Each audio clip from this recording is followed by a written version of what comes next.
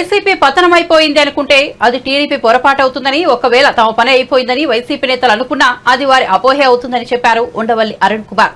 ఓటమిపై సమీక్ష చేసుకుని తిరిగి పార్టీని నిలబెట్టాలన్నారు. ఓటమికి గల కారణాలు విశ్లేషించుకోవాలన్నారు. అసలు వైసీపీ ఎక్కడా లేకుండా పోయిందని, ఈ 5 ఏళ్లలో అయినా పార్టీ నిర్మాణం జరగాలని, అధికార ప్రతినిధులను నియమించుకోవాలని, వారికి ఎలా మాట్లాడాలో నేర్పించాలని చెప్పారు ఉండవల్లి. టీడీపీ దాడులపై వైసీపీ న్యాయ పోరాటం చేయాలని సూచించారు. అసెంబ్లీలోనూ బూతులై, అసెంబ్లీ బయట బూతులే అంటే జనాలు హర్షించరని చెప్పారు ఉండవల్లి. సరిహద్దు గొడవల్లాగా ఎక్కడ పడితే అక్కడ బూతులు మాట్లాడడం సరికాదన్నారు. గౌరవంగా మాట్లాడుకుంటే తప్పేంటన్నారు. వాలంటీర్లను వైసీపీ నమ్ముకుందని, వారు కూడా 10,000 జీతం ఇస్తామన్న టీడీపీ కోసం పనిచేశారని అన్నారు. ప్రజలు ప్రభుత్వం మధ్య ఉండాల్సింది వాలంటీర్లు కాదని, పార్టీ ఉండాలని తేల్చి చెప్పారు ఉండవల్లి.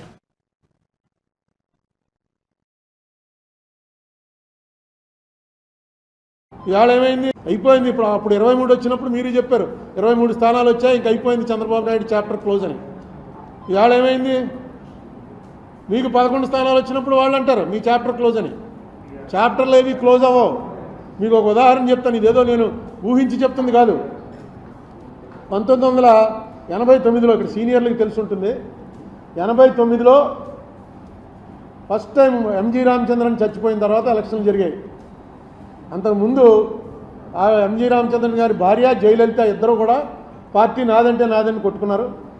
89 ఎలక్షన్లో క్లియర్గా 169 సీట్లు కరుణానిధి గారి పార్టీకి వచ్చాయి, 30 సీట్లు జయలలిత గారి పార్టీకి వచ్చింది. కరుణానిధి గారు సీఎం అయ్యాడు. నెక్స్ట్ 91లో రాజీవ్ గాంధీ గారు చచ్చిపోయిన తర్వాత అనుకుంటాను ఈ ఎల్టీటీఈకి కరుణానిధికి సంబంధాలు ఉన్నాయనే దీంతో కరుణానిధి ప్రభుత్వాన్ని రద్దు చేశారు. రద్దు చేసి మళ్ళీ ఎలక్షన్లు వచ్చాయి. మళ్ళీ ఎలక్షన్లు వస్తే జయలలితకి 225, కరుణానిధికి 7 సీట్లు. ఎక్కడ 169 తక్కువ 7కి పడిపోయాడు. రూలింగ్లోంచి అపోజిషన్లోకి, మెజరబుల్ అపోజిషన్. కానీ ఏడుస్తూ ఇంట్లో కూర్చోలా, నడిపాడు 5 ఏళ్ళు ప్రతిపక్ష పాత్ర నడిపాడు 7గురితోటే. నడిపి 96 వచ్చేటప్పటికి కరుణానిధికి 221, జయలలితకి 4 అసెంబ్లీ సీట్లు. లాస్ట్ టైం 7 వచ్చిన వాడేమో 221 పెరిగాడు, 225 వచ్చిన వాళ్ళు 4కు తగ్గారు. 2011లో మళ్ళీ 203. జయలలిత 2 సార్లు నెగ్గింది. 2016లో కూడా నెగ్గింది ఆవిడ చచ్చిపోవటానికి ముందు. అంతకుముందు ఎప్పుడు ఒకసారి అయినా ఒకసారి ఆవిడ అలా వచ్చేది, 2 సార్లు నెగ్గింది ఆవిడ. ఈ రాజకీయంలో ఎప్పుడు కూడా నిస్సత్వ, నిస్సహాయత ఉన్నవాడు రాజకీయాల్లోకి రావటమే అనవసరం. ఉదాహరణ చంద్రబాబు నాయుడే. ఆయన వయసుకి మొన్న వేసంకాలం టీవీలో చూస్తుంటే మనకి చెమటలు పట్టేసేవి. ఏంట్రా బాబు ఇంత ఎండలో అలా పడి మెయిన్ రోడ్డు మీద నిలబడి అలా మాట్లాడుతున్నాడు, చెమటలు కారిపోతుంటే మనకే భరించలేకపోతున్నాం. ఏసీ కూర్చుని ఎలా తిరుగుతున్నాడు అంటే ఆ కసి, ఆ రాజకీయం అనేటువంటి ఆ కసి ఉండాలి. నిస్సత్వ తగ్గిపోవాలి. నిస్సహాయత నాకు ఎవడో లీడరా అన్నది ఉండకూడదు. అలా చేశాడు కాబట్టి ఆయన మళ్ళీ రివర్స్ అయింది. ఇప్పుడు జగన్మోహన్ రెడ్డి కూడా మా వాళ్ళని కొట్టేస్తున్నారు. ఇవన్నీ కూడా మామూలుగా జరుగుతూ ఉంటాయి. ఈసారి కొంచెం ఎక్కువ జరుగుతూ ఉండొచ్చు.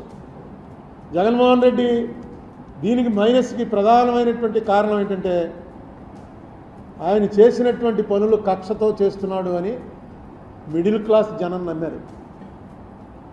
ఆయన చేస్తున్నటువంటివి రూల్ ప్రకారం చేశాడా, రూల్ ప్రకారం చేయలేదా అన్నది పక్కన పెట్టి, రూల్ ప్రకారం చేసినా రూల్ ప్రకారం కాకపోయినా ఇది కక్ష పట్టి చేస్తున్నాడు రా అని ఖచ్చితంగా మెజారిటీ ప్రజలు నమ్మారు. ఇంకా ఏ బడుగు బలహీన వర్గాల వాళ్ళ ఓట్లు నీకు వస్తాయనుకున్నావో ఆ బడుగు బలహీన వర్గాల వాళ్ళంతా కూడా రెక్కాడితే కానీ డొక్కాడని జనం. ఆ జనానికి 50 రూపాయల లిక్కరు 200 రూపాయలు దాటిపోతే తాగకుండా ఉండలేని పరిస్థితి అనేక సంవత్సరాల నుంచి అలవాటు చేసాం. సాయంకాలం అయ్యేటప్పటికి ఇంటికి వెళ్ళేటప్పుడు లెక్కర వేసుకుని వెళ్ళడం అలవాటు అయిపోయిన వాళ్ళు ఒక్కసారిగా బడ్జెట్లో మార్పు వచ్చేసింది. మీరు ఇచ్చే ఎన్ని వేలు ఇచ్చారు, ఆటో డ్రైవర్కి ఇచ్చారు, తర్వాత చిన్న చిన్న పనులు చేసుకుంటున్న వాళ్ళకి ఇచ్చారు, 3,000 రూపాయలు పెన్షన్ ఇచ్చారు. ఇవన్నీ కూడా కలిపి కూడా ఆ ఫ్యామిలీ బడ్జెట్లో తేడా వచ్చేసింది ఈ లెక్కర వల్ల. మీకు ఎలక్షన్లు పోవడానికి వాళ్ళకి డైరెక్ట్గా గవర్నమెంట్ తోటి సంబంధాలు ఉండవు. లాస్ట్ టైం కన్నా ఈవేళ బాగున్నావా లేదా, ఎవడు ముఖ్యమంత్రి ఎవడు ప్రధానమంత్రి, మామూలు పని చేసుకున్న వాళ్ళకి ఏమీ అది ఉండదు. ఉల్లిపాయ రేటు గురించి ఒక గవర్నమెంట్ పడిపోయింది ఢిల్లీలో. బహుశా 77లోనో 80లోనో ఉల్లిపాయ రూపాయి ఉండేది 5 రూపాయలు అయింది. అంతే, వాళ్ళకి ఉల్లిపాయ నిత్యావసర వస్తువు తక్కువ ప్రభుత్వాన్ని దించేశారు.